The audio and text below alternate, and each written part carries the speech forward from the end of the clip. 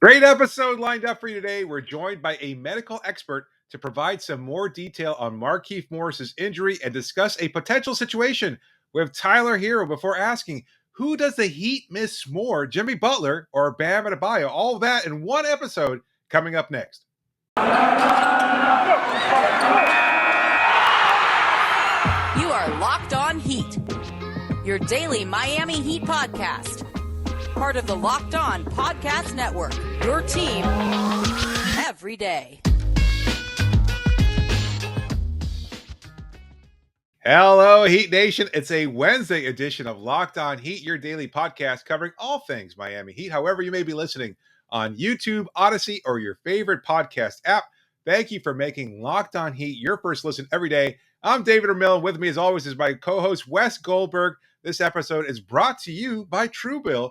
Truebill is the new app that saves you money by helping you identify and stop paying for the subscriptions you don't want or need, and can even negotiate better deals on those you want to keep. I'm excited about today's episode, Wes. We're joined by Dr. Ilan Danan to talk about Markieff Morris's injury, and then something that I discussed with Matt Moore on yesterday's episode of Locked On NBA, which you should all be subscribed to as well, about whether or not Bam Adebayo or Jimmy Butler is the player that Miami is currently missing the most as they're kind of negotiating these injury-riddled waters here. But let's start off with some potential drama building up in the Heat locker room, because some people are concerned that Tyler Herro might be disgruntled in his current role coming off the bench. We've discussed the validity of Tyler Herro starting, but we've never addressed it from the personality perspective, whether or not he feels like he's being, I guess, I don't know what to minimize, or maybe he's being just like not taken advantage of and not putting in the role that he believes he's earned. And I think that's where a lot of people are concerned, is that Tyler might be in a funk somewhat because he's not starting. He's not being featured the way a lot of people think he might be. What do you think? First of all, I love social media body language experts, social media locker room experts. They know exactly what's going on. Tyler must be upset. I think that's just a lot. Not to start diagnosing all of Heat Twitter, but that seems like a lot of projecting. You know, maybe your own wants and needs onto the Miami Heat's locker room situation. But look, I don't think that this is a immediate concern in the least for the Miami Heat. I'll start there. I'm going to start by saying that right up front, okay? But this is a long-term concern for Miami. And what I mean by that is that Tyler Herro can't come off the bench forever. He's too good. He's simply too good. Is he a great sixth man? Yeah. What makes him a great sixth man is that he's a great starter. I know it has worked in the past for guys like Manu Ginobili, for other guys like that. Those were very specific instances for those teams. Tyler Herro, in today's day and age, he's just too good of a playmaker, too good of a shot creator to be coming off the bench forever. And you look at the way he plays, the way he closes games when the Heat are healthy and firing on all cylinders. Their best version is Tyler Herro closing games. Tyler Herro in the lineup with Jimmy and Bam and even Kyle Lowry. At some point, Tyler Herro will be the starter for the Miami. Okay, he will. But when is that point? That's the whole discussion, right? Is it something Is it something that happens within the next month? Something that happens this season? Something that happens 2 years from now? At some point, yes, I completely agree with you.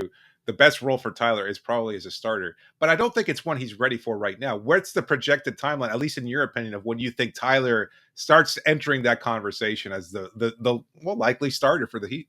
I mean, it comes down to a roster construction standpoint, too. I mean, you look at the issues that the Heat had last year, specifically in that Bucks series where they got swept, is that Tyler Herro is not a great defender. He's getting better, but I don't think he never projects to being like an elite defender. And so you need to bookend him with elite defenders, above average defenders at the very least. And currently with the starting lineup the way it is, with Duncan Robinson in there, that's just 2 weak points defensively for opponents to pick at. And that's why they went out and got a guy like Kyle Lowry in the first place. So I don't know. Tucker. And PJ Tucker. But I don't know if look, it's not a this year thing.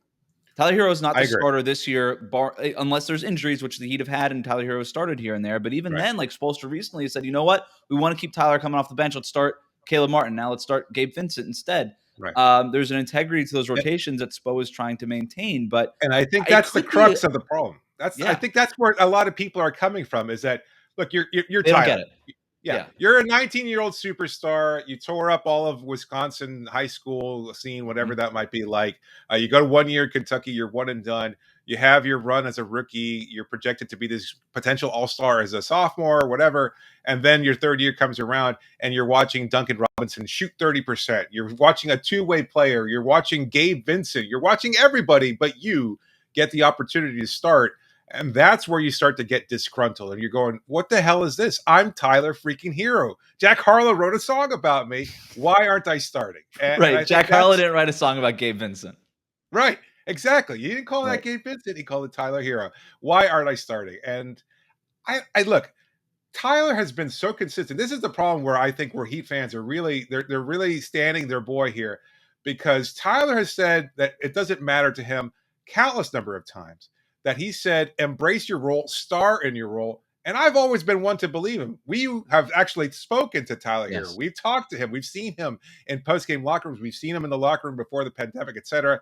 He's never been a guy that said, you know what, I want this opportunity. And yes, you go into the NBA with a certain chip on your shoulder as a superstar. But at the same time, I don't think he's looking to cause trouble right now, despite whatever struggles Duncan Robinson or Gabe or Caleb or anybody are going through. I think he understands that his role is to come off the bench, be a spark plug offensively. And like you said, he's closing games. He's getting all the opportunity that you can possibly want as a star. This is a very online argument because, the people online. We're online, Wes. We have to get into it sometime. No, I mean, and I know it's a conversation where that's worth having, looking long term. Like, I think that's something that the Miami Heat front office should be thinking about even right now is what does Tyler Herro's long-term role with our franchise look like? And you make decisions not based on that, but with that in mind. But I'll tell you this, Tyler Herro does not care about it right now. And this is not, Tyler Herro hasn't said that verbatim to me or anybody else, but I talked to him this week for a story that I'm working on. And I kind of asked him a little bit about the six-man stuff and starting versus coming off the bench and all these things. And I can just tell you, these guys, Tyler Herro or anybody else, not just for the Heat, in the NBA, they are so locked into what it is that they're doing. That's why I say it's a very online argument. It's just because they're so locked into the day-to-day. They really are, for the most part, locked in when they're in happy locker rooms and happy situations, the way that Miami's is, just locked into trying to win the next game, and especially in a situation like the Heat where they're just trying to stay above water while Bam and Jimmy come back. This is an instance where Tyler Herro, this is not something that he cares about right now, but it's something that he is mindful of and cares about later on. I think he wants to win Sixth Man of the Year. I think he would think that's really cool. Like you said, he always has said, I want to star in this role, and if I could be the best at this, then why not win an award for it? Long term, he wants to be an all-star. He wants to be a starter. Of course he does. That's not breaking news here. That's not breaking news here. But it's not an issue that the Heat or the Heat fans need to worry about in the short term. Yeah. Every NBA player is always focused on one thing when they get drafted. And what's that? The second contract, the big money. That's what they necessarily want. And I think Tyler is on the path towards getting it. He's going to get that big extension. He's going to get paid max dollars somewhere down the road. You think he gets max? I think so at this point. I think as a 22-year-old scorer capable of 25 points off the bench, as right now, that's what he is. I agree with you, by the way. I think so. I think I wonder if the Heat will play that DeAndre Ayton game because I know the Suns have gotten criticized for that. They have never done that. They've always looked you in the eye and said, "Look, this is what we think you're worth." If you the Suns reportedly did do that. DeAndre Ayton was just pissed about it. But they've lowballed Dwayne Wade, right? Well, like they've done this before. Yeah. I do wonder with the big, like the kind of the roster construction questions that we're talking about is, can you play Tyler Herro with another minus defender in that starting lineup? And if the answer is no, is he worth max money? Like, is he worth the max extension, most amount of years for the most amount of dollars per year? Like, that's a question at least worth considering if you're the Heat, because that's a limitation. And I like to focus more on what players do well than versus what they can't do. And Tyler Herro, I think, could be one of the best shot creators in the league. Yep. But that is a very big inherent issue in his game if you can't play him in basically any kind of lineup because of those defensive concerns that are mostly related to size, by the way. Yeah, good point. Look, Duncan's going to have to get traded at some point. He's not going to be able to fulfill the entirety of that contract as a member of the Heat, because if you have to decide between Duncan Robinson and Tyler Herro, I think the choice is pretty clear right now. Yes, Duncan thrives in this rotation, but Tyler has a very, very big role to play down the road. But that's down the road. Let's not make mountains out of molehills, especially perceived molehills. This is a different team. If this was a younger team where everybody's looking to put up shots and get that, big contract, etc., then yes, there might be concerns about Tyler Herro. Right now, I don't think those are there. You don't think those are there. I think fans are worried about Tyler being upset and then getting into a funk. That's not to say he hasn't struggled over the last few games, but I don't think it's necessarily because of any kind of perceived issues with Spo or the front office or the rotation. Yeah. Anyway, last word on this though. I agree with you. There's the Duncan Robinson thing, Tyler Herro thing. That's sort of the conflict, like kind of coming down. Not in season 1, but in like season 3 of this sitcom, right? That's kind of what we're looking at. It doesn't necessarily have to be Duncan Robinson getting traded. You could just swap him, bench and starting role. But that's the last thing I wanted to say. That's a good point. All right. Well, let's talk about Bam Adebayo and Jimmy Butler and who the Miami Heat might be missing more in the next segment. But first, I want to tell you a little bit about a new sponsor that's called Stance. They were founded in 2009. Stance is an apparel company that represents a radical reinvention of socks, underwear, and active apparel with a sharp focus on comfort, quality, and creativity. These socks are so soft you won't even know that you're wearing them. Sometimes it feels like you're barefoot. Stance brings in a typical aesthetic alongside some of pop culture's hottest collaborators for the ultimate in style and self-expression, because everything you wear should be a direct extension of who you are and how you feel. Right now, Wes, it's the holidays. You go to stance.com and you look up their holiday selection. They've got socks with National Lampoon's Christmas Vacation or Elf. So many different Christmas themed, socks and underwear that you could possibly check out. It's so soft. What's your favorite? They have so many different styles of socks. What's your favorite?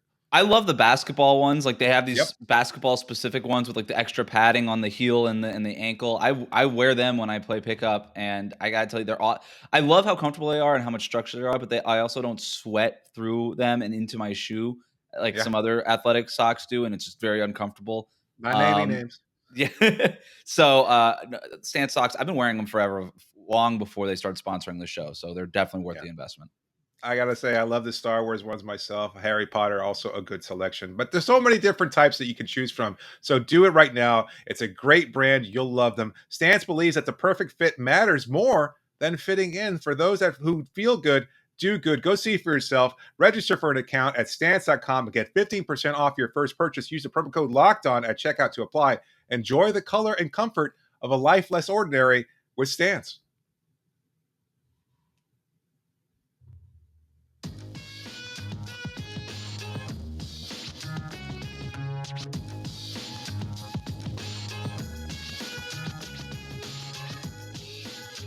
Just a reminder that you can always reach us via email at lockedonheat@gmail.com or via Twitter using the hashtag AskLHeat. Be sure to please subscribe to the show and leave a review.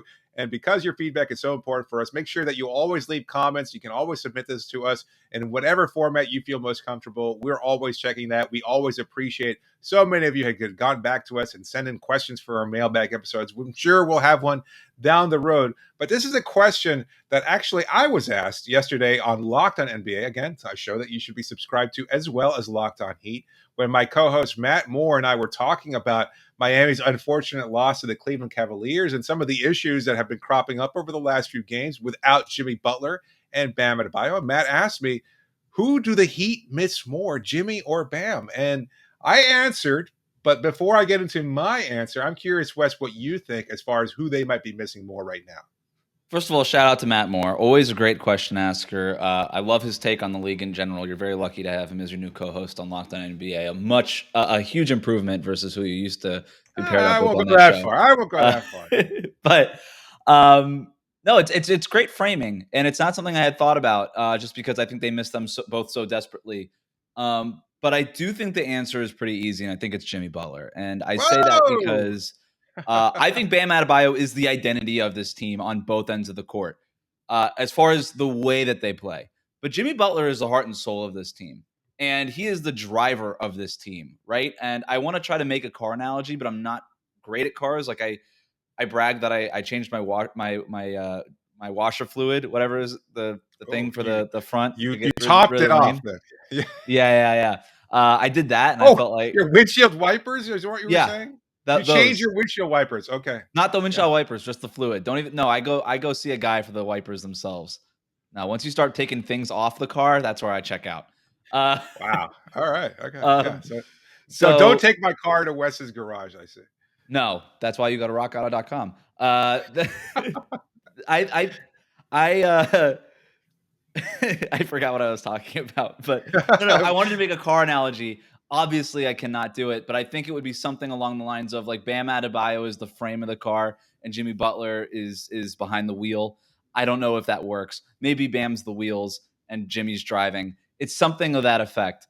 But I just think with the way that Jimmy Butler was playing before the injury, he was a top 5 guy in the league. That's what he was playing like, and that's not hyperbole. The Yeah. advanced metrics all bear it out. The way that he was an MVP candidate, like a legit top 3 or 4 MVP candidate before he got hurt. Now, other people have entered that conversation since then, but he's the guy that keeps the Heat moving. And Dwayne Dedmon has done a good enough job as a fill-in center. He's nothing close to Bam Adebayo and all the versatility and all the things that Bam brings to the table, but he's done enough. But for Jimmy Butler, like you're left with Caleb Martin, who's now out for protocols. Now Gabe Vincent's a third starter and all these things. You're kind of tinkering with these lineups. Jimmy Butler is one of a kind on this roster in a way that I don't even think Bam could compare to. And he's a guy who does all the hard stuff in the mid-range. He's the kind of guy that just wins you games that you're not supposed to be winning. I don't know that Bam is at that level yet right now. And so I think that Jimmy Butler is the guy that the Heat are missing the most. I kind of think it's pretty easy. Wow. I feel like you totally set me up here because my answer was Bam Adebayo, at least Yeah, when I was put on the spot. Yeah, that's what I said. I think, look, Bam, not to take your analogy, however distorted it might be. Give I it a just shot. think, Run with no, it. I can't. I don't even know where to take it at this point. Really, Off a cliff. as far as Bam, like I think like he does so much so well that you kind of take it for granted what he can do. And Yeah. while Jimmy pops in a way that Bam does not, because he gets to the line, he controls the pace a little bit differently. He is opportunistic with his defense and steals and things of that sort. He'll get that big bucket for you down in the clutch, etc. I think like through the first 42 minutes of a game, it's kind of more important to have a guy like Bam out there because he is your defensive hub. He is your offensive hub, even with Kyle Lowry out there. Yeah. I think he makes things so easy. Like we're talking about the benefits of having Dwayne Dedmon or Caleb Martin, etc. Caleb gets steals. Why? Because you've got, a guy like Bam out there to help him out to some degree. What is the benefit of having Dedmon kind of make these improvements over the last few games? Well, he's making plays kind of like Bam Adebayo. So when you consider all that Bam does, like I just think he's intrinsic. Not to say that Jimmy isn't the best player on this team. He is. But I think you miss what Bam does more acutely right now. In the playoffs, different story. I think a completely different conversation. Right now, I think just Bam is your do-it-all utility tool. And Jimmy, I think I don't think there's a wrong answer here. That's what it's a fascinating argument, right? I don't know what the answer is. I just keep coming back to Bam is the system. Jimmy breaks the system, right? Jimmy just wins you stuff. He just goes out and makes things happen, and in a way that Bam, like he forces the issue in a way that Bam doesn't. Like Bam kind of needs that. He is the system, and he performs within that system so well that, like you said, you don't really notice it because it's sort of Tom Brady and Bill Belichick. It's all right. Is it the system or is it the player? In Bam's case, he kind of is the system and the player. But with Jimmy Butler, what he does is so forceful. He doesn't even need a system. Like he can win a game that gets ugly. He can win a game for you that just is just bonkers, throw everything to the wall. And Jimmy Butler at the end of the day is probably going to be the best player on the floor more times than not against most teams. Sure. And so for that reason, I just think that they're missing him the most. Plus the fact that this is sort of a perimeter-driven league right now, and Jimmy does play on the perimeter ostensibly. He doesn't really shoot threes and stuff, but I hear your argument. Like what Bam does defensively, you just can't replace it. And because he's gone, the Heat have had to dramatically change their entire system. They weren't doing that when Jimmy was in and out of the lineup or Kyle was in and out of the lineup earlier in the season. But when Bam went down to 4 to 6 weeks, Spo got into the film room and was like, we got to change everything we do. So I think I really do think there's a good argument on either side. Yeah, even as you're talking about it, I'm thinking to myself, man, like when Jimmy came back, or even when he came back last year after missing a significant amount of time due to health and safety protocols, like you see Jim VP manifest before your eyes because he is so dynamic and everything else like that. And it's kind of hard to separate because it's kind of like like not pick your poison, but the opposite of picking your poison. Like pick your elixir of magic here, because Bam is so good, so consistent, and changes like just the regular ebb and flow of the game. But Jimmy comes on like a flash. He does Yeah. so much, and he does it so quickly. He can change the tide of a game almost completely by himself. That's what makes him a superstar. Again, I think Jimmy is the better player, the more dynamic player for sure.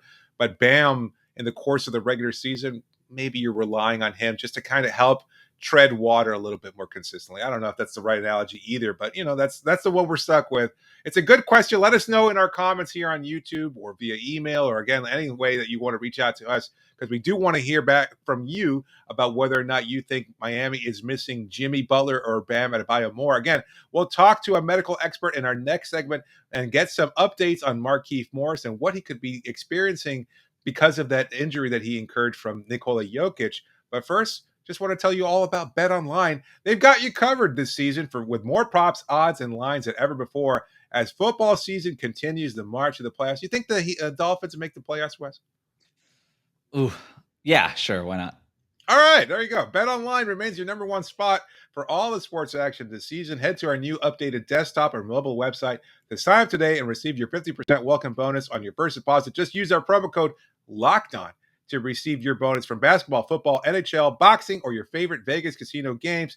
Don't wait to take advantage of all the amazing offers available for the 2021 season. BetOnline is the fastest and easiest way to bet on all your favorite sports. BetOnline, where the game starts. Don't forget to use that promo code LOCKEDON. And something else that you shouldn't forget is that it's the holiday season. And during the holidays, everybody wants a little indulgent treat every once in a while. And you know what? It's perfectly fine to do so. But sometimes if you want to look for a little bit of a healthier alternative, then let me suggest the best tasting protein bar you've ever had. That's Built Bar. There's so many delicious flavors. You can substitute that slice of pie or that piece of Christmas cake or whatever somebody might be offering you at a holiday party and just say, you know what? No thanks. I'm covered.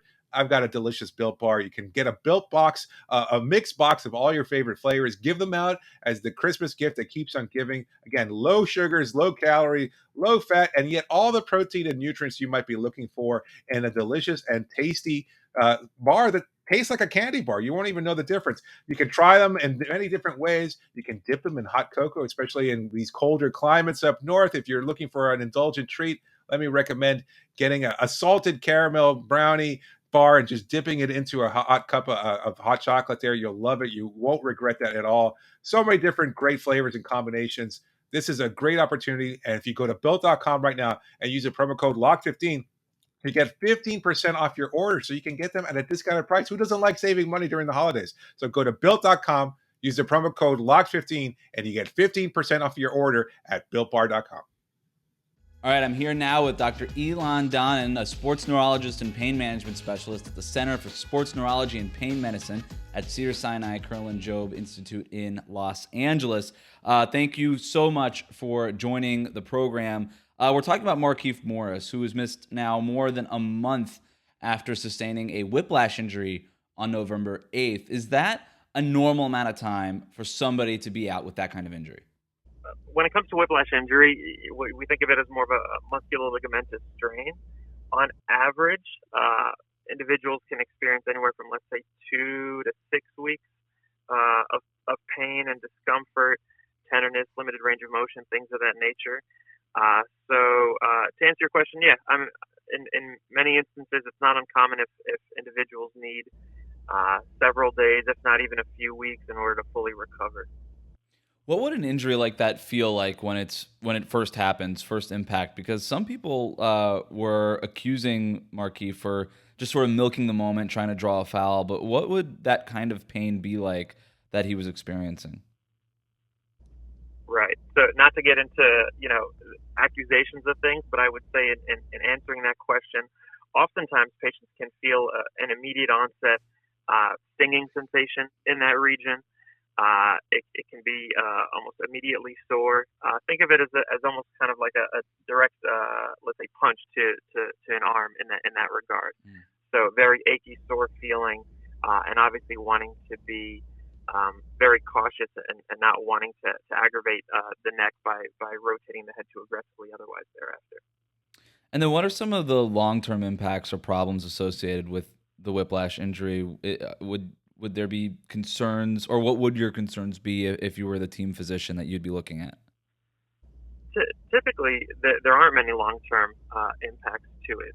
In many instances, individuals will recover with appropriate rest, soft tissue work. Think, heat, massage, icing, analgesics in terms of medications if necessary, anti-inflammatories, maybe even muscle relaxants and such.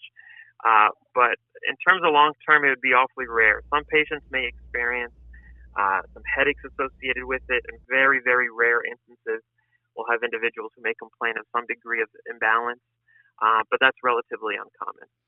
Is that something that Markieff would be experiencing maybe at this point, now that it's been a month later? And if you were experiencing those sort of rare symptoms, obviously I'm sure he'd be communicating that with the team doctors and stuff like that. But that's something that could, I would imagine, prolong the rehab process. Yeah, not being involved in his care, I can't say with certainty, but I would imagine certainly aside from the direct neck-related complaints, there may be some complaints in regards to headache-related symptoms and things of that nature. That's not uncommon given the location, especially if the strain is more towards the base of the skull or top of the neck. It's not rare for patients to also endure some degree of headaches, what are called cervicogenic headaches in association with the neck pain. So it sounds, other than those rare type of instances from a performance standpoint, there's really no reason to think that he couldn't sort of return to his pre-injury performance level, is there? Correct. Other instances where if things do get prolonged, you start to worry if there's anything else aside from just a soft tissue strain or a musculoligamentous sprain, and you start worrying about, for example, the discs of the cervical spine and things of that nature. So if symptoms get prolonged more than they should, and patients had received appropriate treatment for a soft tissue injury, and it's been the better part of several months, for example, and they haven't recovered, that's when you'd start to dig a bit deeper and maybe do additional forms of testing, specifically an MRI of the neck or cervical spine to assess even further. That's interesting because, like I said, it's been I don't think anybody expected him to be out for more than a month and miss as many games as he has. And let's just say, hypothetically, if he were to miss another month of games, and, he's been on the court warming up before games and stuff like that. So I'm not really sure what that means. And I'm not Sure. going to ask you because I know you're not directly involved in his care. But if he were to miss like several more weeks, for example, like that might be a sign that there's something more than just whiplash, which is what the team has been telling us. The only thing I would say to that is that you start to wonder, yes, if there was, let's say, injury directly to the cervical spine or the disc specifically, but I have to imagine they've done the appropriate testing, even at this stage. Okay. I imagine that he's probably had advanced forms of imaging to assess even further. The other concern is, as you mentioned, he's on the court, but he's not taking part in contact related activities, i.e. in game. I don't know if he is taking part in full contact in practice, but obviously circumstances are very different when it comes to soft tissue sprains and injuries to the soft tissue of the neck when you are in control of your surroundings, i.e. in a non-contact setting, versus in a contact setting, i.e. in a game. And then just sort of zooming out on whiplash as an injury, is this, obviously in basketball, reporters, we hear hamstrings, ankle sprains, like those sort of things all the time. Whiplash to me is a rarer thing. It's not something that comes up on injury reports very often, but in your experience dealing with athletes, is whiplash rare? What sport do you see it most in, and what do you think is maybe the most misunderstood thing about whiplash as an injury? Yeah, I would say you see it less in basketball, for example, likely because there's not much that's done above the shoulders when it comes to basketball as a sport. But in other sports where there is a lot more contact, football, soccer, ice hockey, that's a lot more fast paced. Skiing, water polo, we'll see it. So there are certainly sports where above the shoulders or above the neck injuries do occur. For which whiplash can very much be a bit more of a common incident or injury. And what's the normal timetable for return in those sports? I know it's a completely different sport than basketball, but I'm just curious. typically anywhere from I would argue the better part of 2 to 4 weeks. In rare instances, maybe 6 weeks. But we take the sport into consideration as well, right? And what I mean by that is if a patient's at, let's say, 100% after 3 weeks, we wouldn't send them right back into sport, full contact, 3 weekend a day. So with the understanding that that threshold for re-injury is still a bit lower. So we want to make sure that we're lessening the likelihood of re-aggravation and recurrence, and in doing so, making sure that we're really maximizing the time of recovery so that there's significantly less likelihood that they're going to re-aggravate that injury. Gotcha. Well, those are all the questions I had for you, Dr. Danan. I do appreciate you taking the time here again. Great. Have a great day. You too. Thanks. Bye. Thank you to Dr. Ilan Danan for the interview. Yeah, and thank you so much for making Locked On Heat your first listen every day. Remember that every episode is free and available wherever you get the show. Make sure you check us out on Wednesday night. We'll be doing a live recap of the Heat taking on the Philadelphia 76ers. It should be a great game, and we want you all there with your questions, comments. Again, we love to interact with all of you, so make sure you check that out. Wednesday night is going to be a great time, had by all. And make sure you also checked out Locked On Bets, your daily one-stop shop for all your gambling needs, hosted by your boy Q with expert analysis and insight from Lee Sterling. This is David Ramil signing off for now. Thanks for joining me, Wes. Wrap it up, B.